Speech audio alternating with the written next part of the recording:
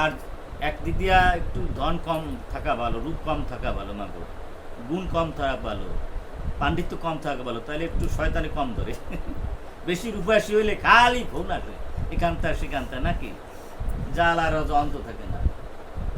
আর বেশি ধনী হলো ডাকাত চোরাইয়া যন্ত্রণা পাতায় পারে না।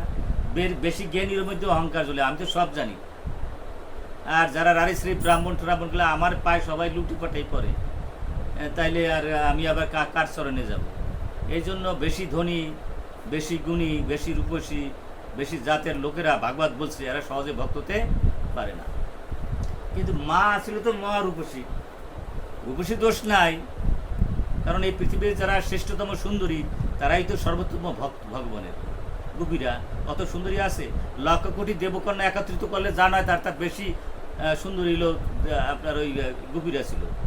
অনন্ত কোটি গোপী একত্রিত করলে না হবে যা তার বেশি আমার রাধারানী, সে রূপের শেষ না, সে তো ভগবানের শ্রেষ্ঠতম ভক্তা, তাই না? ভক্ত তো এখানে রূপের গুণের রূপের দোষ নাই যদি ভক্ত হয়।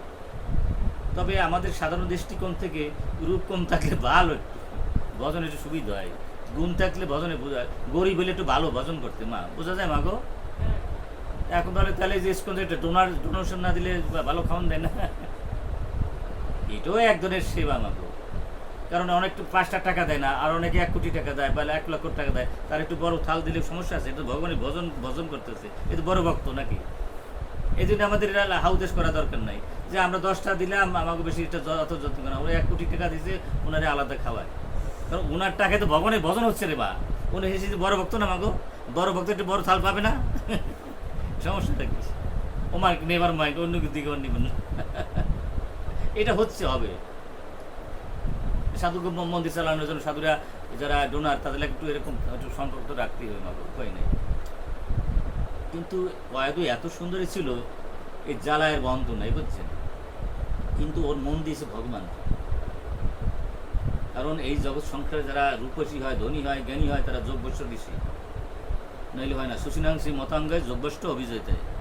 এই পৃথিবী যারা ধনী হয়, জ্ঞানী হয়, বুদ্ধিমান হয়, হ্যাঁ রারিশ্রী ব্রাহ্মণ হয়, অমক হয়, তমক হয়, তারা যোগবৈশ্য ঋষি, কিন্তু সহজে কিন্তু হয় না। কিন্তু এটা হওয়ার পরে যদি ভগবান সে মনে রাখতে পারি সর্বোত্তম, বাইরে কিন্তু কখনো ভগবানকে বলে নাই। 24 ঘন্টা ওই খালি অনুকূল আর প্রতিকূল না ভগবান ভগবান করে, ভগবানের সেবা করে। এখন যে ভগবান লাগে যুক্ত সে তো মহাসমুদ্রের মতো, সে তো মহাশক্তিশালী, ভগবানের মতো শক্তিশালী হয়ে যাবে, তাই না? সমুদ্রের সাথে যদি পুকুর যুক্ত থাকে, সেই পুকুর কি খেঁচা যায়? খেঁচা যায়? অনন্ত কোটি ব্রহ্মাণ্ডের মেশিন দিয়ে কি খেঁচা যাবে? এত সোজানা প্রশান্ত মহাসাগর সব সমুদ্র শোষণ পারা যাবে? তদ্রূপ আমরা জীবরা যখন ভগবানের সাথে যুক্ত হব, আমরা এমন শক্তিশালী হই আমাদের সাথে আর কেউ কিছু পারে না, সব ওষুধ ধ্বংস করে দেয়। চক্র থাকে ভগবানের ধ্বংস করার জন্য। আর সতীকে রক্ষা করে কারা? অনন্ত অনন্ত চক্র দিয়ে দেয় অগ্নিসন্দ জলে। হিরণ্যকশিপু যখন ধরতে গেছে কয় দূরে, শত সহস্র চক্র জ্বলে উঠছে, আন্ডারস্ট্যান্ড? ধরবা কি দেবে? তখন দৈব নেছে পাষণ্ড, তুই ওরে ওই যেন তেন মেয়ের মতো পারবি না, ওরে যদি ঘরের বধূ করে নিয়ে এসোস তাহলে তুই পাবি। কোনো লক্ষ লক্ষ কোটি কোটি রমণীর সান্নিধ্য লাভ করছে হিরণ্যকশিপু, কিন্তু কয়েদুকে বিয়ে করা লাগছে, তাই না?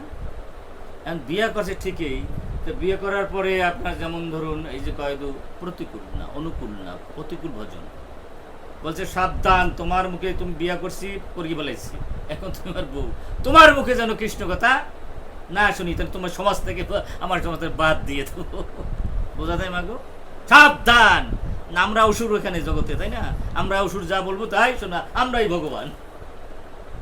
অসুররা বলছে এখানে তারা তিতাব জ্বালায় জ্বলছে, জন্ম মৃত্যু জরাবৃতি জ্বলবে, অসুরে কোনো শান্তি নাই, ইহকল নষ্ট পরকল নষ্ট। আর সেই অসুরাই কিন্তু দাপট বেশি, তাই না? বোঝা যায় না? অসুরের হুঙ্কার বেশি, বোঝা যায় মা? অসুরের হুঙ্কার বেশি, কিন্তু হুঙ্কার কি বেশি দিন টেকে? তাইলে ওই রাবণ মরতো না, তাই না? তাইলে কুম্ভকর্ণ মরতো না, শিশুপাল দন্ত মরতো না, জরাসন্ধ মরতো না, হিরণ্যকশিপু মরতো না, হিরণ্যাক্ষও মরতো না। অসুর ঝাপা দেয়, আগুন যখন জ্বলে ওঠে তীব্রভাবে নিবার জন্য, নাকি মা? তীব্রভাবে যে আগুন জ্বলে সেটা নিবার জন্য, বোঝা যায়?